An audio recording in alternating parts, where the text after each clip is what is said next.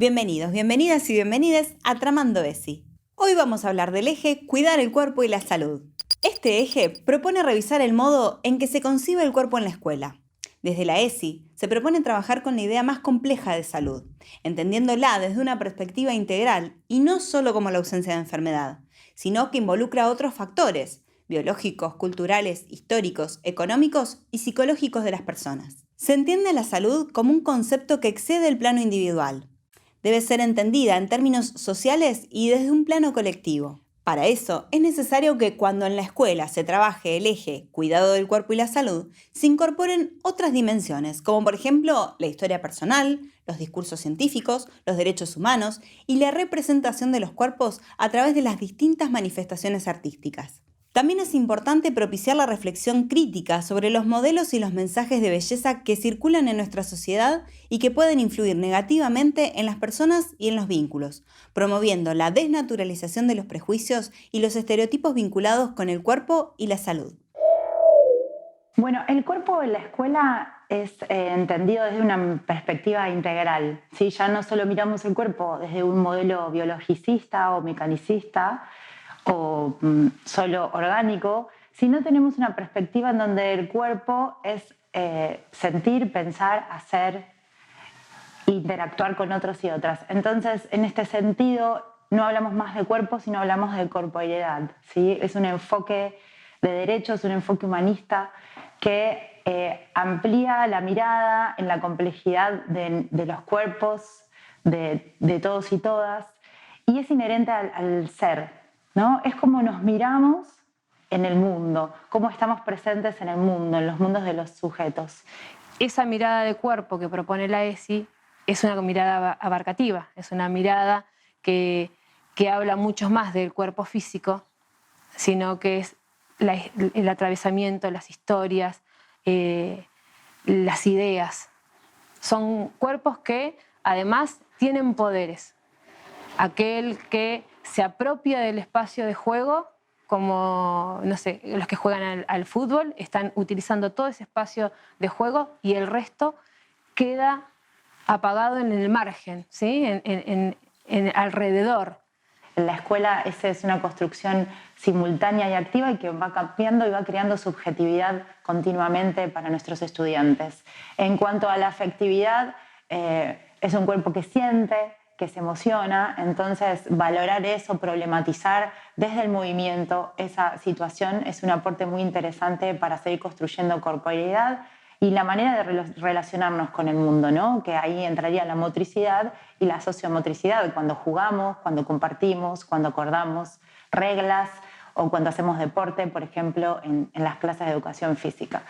Todo lo que tiene que trabajar el colegio, las escuelas, primero es hacer un reconocimiento de lo que la escuela desea gestar en estos estudiantes. Lo hablo de esta manera porque nos quedamos sin los contenidos y no nos damos cuenta que la escuela tiene que ser un ámbito de construcción de habilidades y de vínculos. Si tomamos en las habilidades y los vínculos, cualquier materia de cualquier año puede trabajar cualquiera de los ejes que propone la ESI. Particularmente pensando desde salud y cuerpo, desde poder brindar espacios de circulación del aprendizaje de una manera más fluida. En el discurso, en la palabra, en las consignas, vas ampliando también esta mirada, ¿no? Integral y el enfoque de derechos, que es el paradigma actual de la política educativa, ¿no? Entonces, ¿cómo pensar, dar una actividad que sea para todos y todas, para atender la diversidad, para que respetar lo que puede hacer cada uno y cada una, cumplir roles, ¿sí? Y que no sean estereotipados, ¿no? Las formas de ser mujer o de ser hombre, todavía igualmente seguimos en lo binario, pero ya vamos a poder salir de eso también, o lo que quiera hacer y poder hacer lo que quieras hacer en una clase o no sentirte cómodo con alguna actividad y no poder expresarlo, ¿no? Entonces eso va cambiando, hay mucho trabajo por delante todavía. Trabajar la noción de cuerpo cuando todavía está tan instalada la publicidad, los medios de comunicación, que muestran como una imagen única, ahí es donde creo que tenemos que focalizar mucho más para poder brindarle estos conocimientos a los y las estudiantes que están en este momento en las aulas, para que puedan ellos romper con esto, que se animen a hacer otro tipo de propuestas, que es importante que se muestren también dentro de los espacios de las redes y de los medios de comunicación otros tipos de cuerpos, porque si no hay una persona sana puede terminar enfermando biológica, emocional y socialmente, por querer copiar, por querer reproducir una imagen que no es para nadie, no es que no es para todos, no es para nadie. Por eso las propuestas tienen que ser amplias, las consignas tienen que ser amplias y de atención a la diversidad. Yo siempre digo que, por ejemplo, en una clase de educación física, vos tenés que estar mirando la clase y todos y todas tienen que estar haciendo cosas distintas ante la misma consigna. Eso es atender a la diversidad, ¿no? Porque si yo hago que con una consigna todos piquen la pelota con la mano derecha, vayan y vuelvan, no estoy atendiendo a la diversidad. Cuando hablamos de salud, todavía se sigue transmitiendo dentro de las aulas el concepto de una salud única y exclusivamente desde lo biológico, apuntando a esa definición primaria que había de salud, que tenía que ver con la ausencia de enfermedad. Entonces me parece muy interesante salir del modelo biologicista y médico, solo, por ejemplo, hablar de genitalidad para hablar de sexualidad, y hablar, sí, de una sexualidad plena como proyecto de vida en tu manera de expresarte, de hacer, de sentir, de accionar. ¿Sí? Está íntimamente relacionado el concepto de la perspectiva íntegra y el enfoque de derechos en salud, ¿no? Y con todos los ejes, y también con el concepto de corporeidad, ¿no? Estamos mirando al ser en toda su magnitud, en toda su potencialidad. Es sacarla del hecho pura y exclusivamente reproductivo, sino que se produce también en ese encuentro con un otro, con una otra, a partir del placer. De también encontrar que dentro de esa relación tiene que existir el placer. Por eso también se enlazan otras temáticas que tienen que ver con las decisiones personales, los momentos, el respetar los tiempos, trabajar con los y las estudiantes en esta cuestión de no porque sean mi novio, mi novia, está el deber, sino que acá tiene que pasar por una decisión personal en el momento que cada uno, cada una necesite, lo desee y lo quiera, y disfrutarlo. Y una de las herramientas muy importantes es el trabajo en equipo también. Entonces, trabajas en equipos con otros, con otras, con los equipos de orientación escolar, con otros docentes, con el equipo directivo, y vas armando como un entretejido, una red para volver a pensar las prácticas, para revisar lo que estamos haciendo en clave de ESI, ¿no? En clave de derechos, en clave de perspectiva de género, en clave de valorar la afectividad. Hoy por hoy las escuelas tienen que promover los proyectos áulicos y no decir, ay, mi materia no se asocia a esto, porque seguramente si no me sale naturalmente, otro docente, otra docente me va a poder brindar las estrategias. Y ahí no solo aprende el estudiante, sino que aprendemos nosotros en ese camino. ¿Cómo hacemos entonces para abordar estos conceptos en el aula?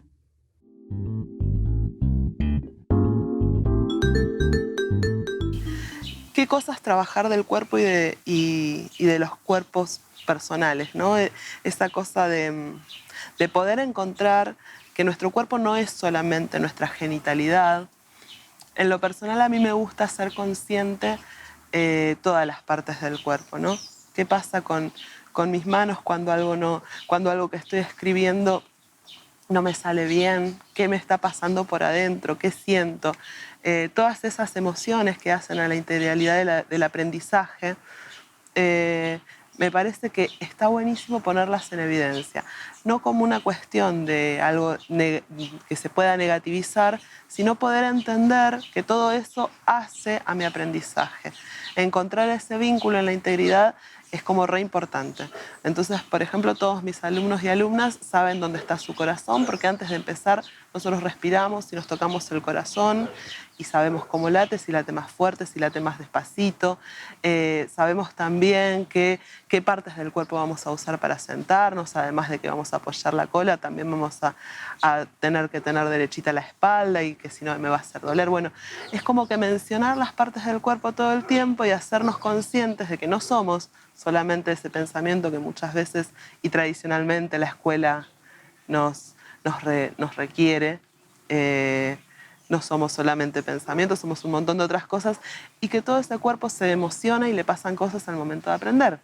Muchas veces le agradezco, por decirlo de alguna manera, a los emergentes, ¿sí?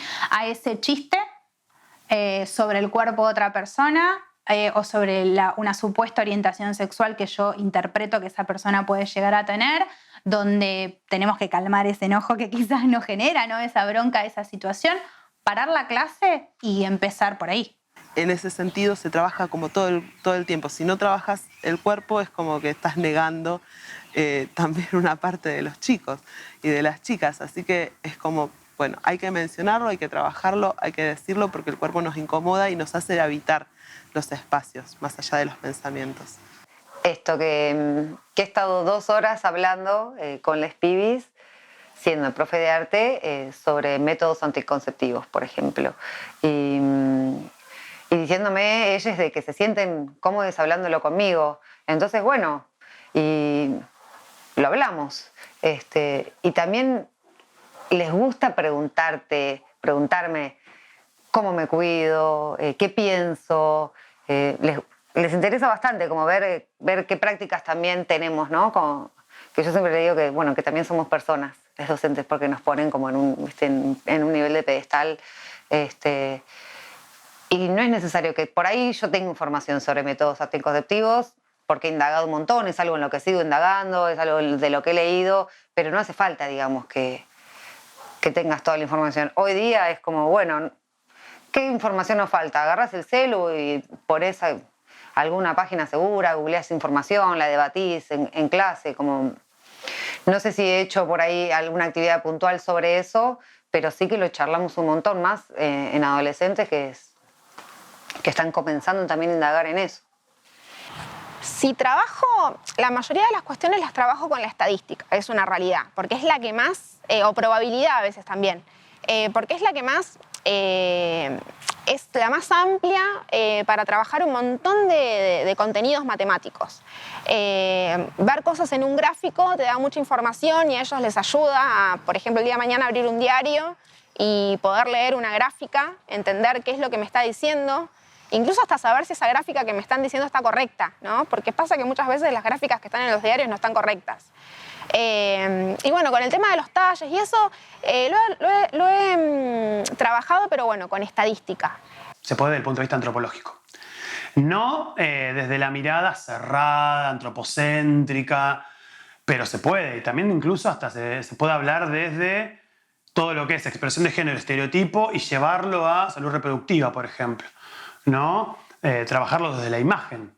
Por ejemplo, la unidad estética es una unidad fuertemente visual. Yo desde la imagen, ¿sí? La imagen erotizada, puedo trabajar mucho salud reproductiva. Por ejemplo, hace 2 años trabajé con un curso para la semana de la ESI. Un grupo de chicas querían trabajar la ESI, ¿sí? Y la pornografía.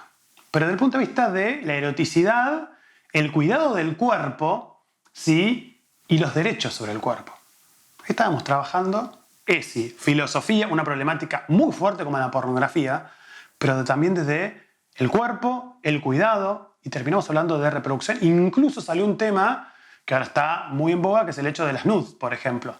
El hecho de compartir nuestra intimidad en una red social. Así que claramente la filosofía lo puede abordar, sí. El año pasado, uno de los emergentes para trabajar el cuerpo, ¿no? Y los distintos cuerpos fue las clases por Zoom. en donde las chicas y los chicos no querían prender la cámara porque, claro, 12 años, 13, 14, les daba vergüenza exponerse. Entonces, lo que reflexionábamos era del tema de la burla, empezamos a hablar, las cuestiones corporales, hicimos este análisis de los cuerpos hegemónicos que nos muestran los medios de comunicación, y también qué exponemos nosotros y nosotras en las redes sociales, porque de repente me da vergüenza prender la cámara frente a mis amigos y amigas o compañeros y compañeras del curso, pero tengo una red social que no es privada, en donde personas que yo no conozco tienen acceso tanto a lo que yo publico en cuanto a palabras como en cuanto a mi imagen también, ¿no? Entonces eso también, volvemos a lo mismo, aprovechar los emergentes que van surgiendo. Darles un rol dentro de cada equipo que se conforma en una clase para que todos tengan una participación parecida, que no se destaque siempre los que son habilidosos motrizmente, que generalmente lo hacen fuera de la escuela, dejar de lado que seas bueno en vóley, en básquet, fuera de la escuela en un club, no quiere decir que vas a aprobar en educación física o que vas a ser el mejor o la mejor en educación física. Hay que tener noción de cómo, de todo lo que se trabaja dentro de la materia. Soy de contar muchas historias personales como para que, no sé si es lograr empatía, pero sino para que mi alumnado vea que a todas las personas nos puede pasar, no tener autoestima, no quererse, sentirse mal, permitir que otra persona venga y te haga lo que quiera porque vos misma o vos mismo no te querés, las consecuencias de todas esas cuestiones. Les cuento muchas cosas mías sin ninguna vergüenza porque considero que les va a hacer bien saber. El tema también lo que es del estereotipo de belleza, les cuento cómo a mí me afectó, incluso no quería ir a la escuela, porque no me sentía bien, porque no era parte del ideal de belleza. Hoy, con 34 años, les digo que entiendo cómo en la comunicación masiva ponen a la mujer como un objeto, la cosifican, es un objeto para vender otros productos del mercado, y nos incitan a tener que usar todos esos productos para formar parte de la normalidad, ¿no? El tema, por ejemplo, de la gordofobia o los talles únicos. ¿Para quiénes existen los talles únicos? Solamente para las mujeres. Los varones no tienen este problema de ir y que te digan hay un talle único. O sea que las mujeres que tenemos ser todas del mismo tamaño, tener la misma forma para encajar en ese talle único. Si no, andate a tu casa. ¿Cuántos locales tenemos con todos los talles? 3, creo, en Mar del Plata. No sé si hay muchos más. Y todas estas cuestiones que ellos por ahí no lo ven, subirte a un colectivo y tener espacio para sentarte, ¿no? El que no lo vive no se da cuenta de esas cosas. Y todas estas cuestiones las charlamos mucho en clase y sí, muchos de mis alumnos y alumnas abren los ojos a muchas cuestiones que no identifican, o sea, no las logran visualizar. Porque no las conocen. Y en caso de convocar a alguien de afuera, bueno, que no quede en la charla de las personas que vinieron de afuera y listo, nos vemos. No, bueno, seguimos reflexionando, de pronto hacemos una actividad al respecto, o lo que sea, no sé, yo desde las artes siempre lo pienso, no sé, bueno, armamos infografías, armamos afiches, material visual para compartir con el resto de la comunidad educativa, está bueno que circule la información, entonces me parece que no tiene que quedar solo ahí, bueno, la voz de los expertos, porque si no desacredita la voz de las demás personas además, y el hecho de saber de que les pido y sepan que también estamos acá de este lado para contener y hablar de todo. No tiene que venir una persona de afuera externa para hablar de algo específico, digamos. Siempre va a haber escucha. Los estudiantes también tienen mucho para decir al respecto. ¿Les escuchamos?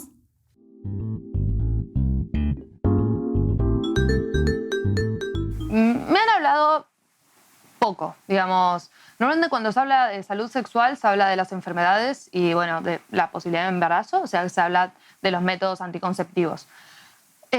Hablan mucho de lo reproductivo porque hablan mucho de las relaciones heterosexuales. Digamos, yo me enteré que, no sé, por ejemplo, qué es el campo de látex, que es, digamos, preservativo para mujeres que están con mujeres, por internet, no por el colegio, porque lo investigué yo para decirlo en un oral para mis compañeros, o sea, no es una información que te den, digamos, aunque se intenta, hay como una gran impronta que intenta llegar a eso, muchas veces pasa que no, digamos, que queda en lo reproductivo. Y además como se lo pone como principal foco, a veces se le da mucha importancia a lo reproductivo y después, bueno, también está esto, esto y esto, y no se da tanta atención. Por ejemplo, que tenés, no sé, que hacer, si haces un oral, tenés que usar preservativo.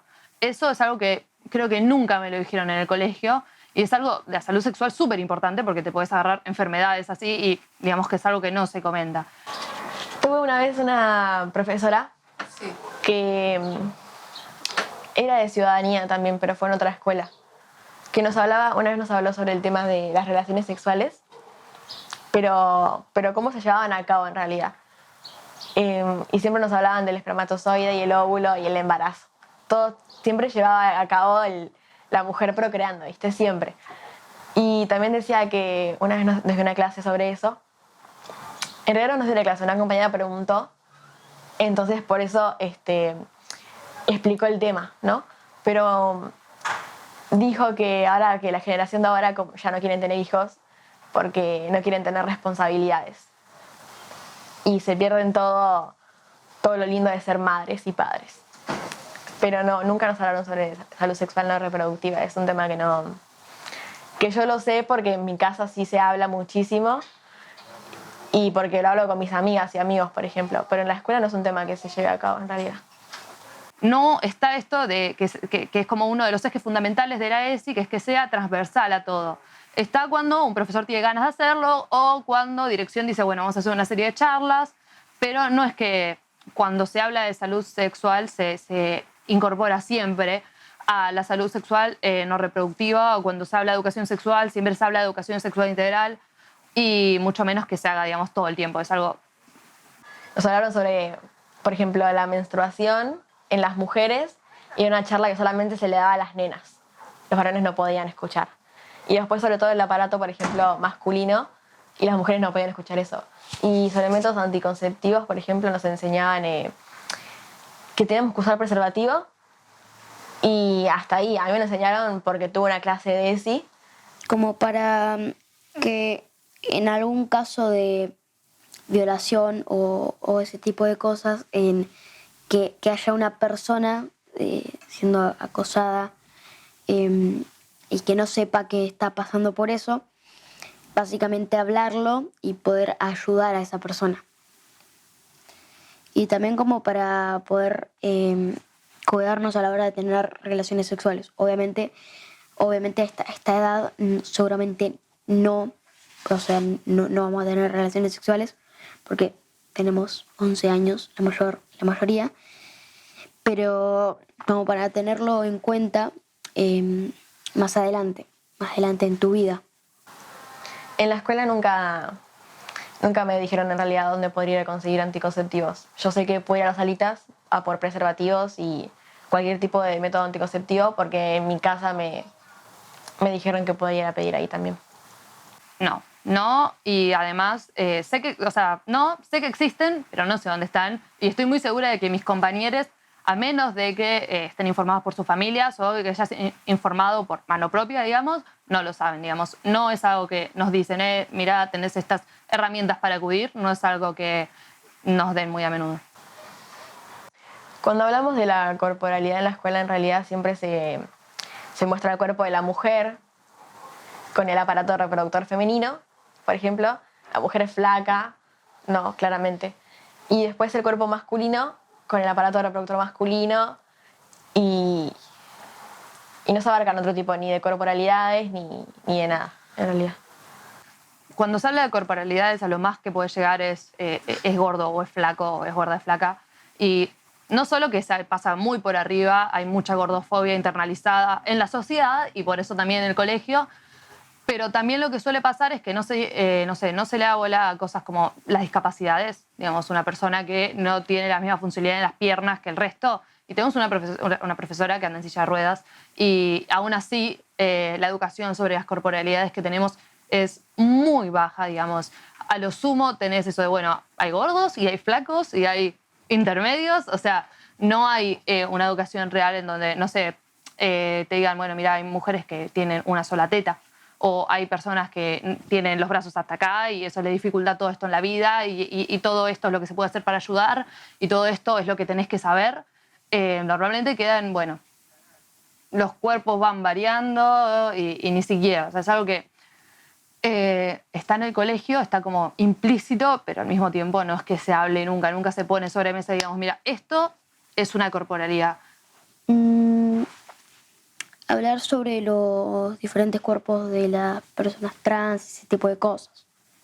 Onda de las personas trans, o sea, cómo es el cuerpo de las personas trans o esas cosas, básicamente. Y si haya una persona que esté pasando por una transición de género, poder hablarlo como para que nosotros no digamos, principalmente para que nosotros no digamos alguna estupidez que no sepamos que es una estupidez, básicamente. Y, por ejemplo, lo que pasa que es horrible es que tenemos una rampa en el colegio para que puedan entrar personas que tienen dificultades y está rota. Digamos, la rampa está bien, pero la entrada de la rampa cuando llueve se llena de agua porque está como desnivelada. Entonces es como que si llegan a hablar de eso tampoco es que lo toman cartas en el asunto. O antes en una época había un ascensor y el ascensor solamente lo podías usar si estaba un encargado que tenía la llave y realmente no se tenía en cuenta todo lo que se tenía que tener en cuenta y mucho menos se enseñaba todo lo que se tenía que enseñar. Este fue el 5º capítulo de Tramando ESI. Si te gustó y querés ver los capítulos anteriores o simplemente conocer más, puedes hacerlo a través de la web de la plataforma ESI. Esperamos encontrarnos pronto hablando de mucha más educación sexual integral.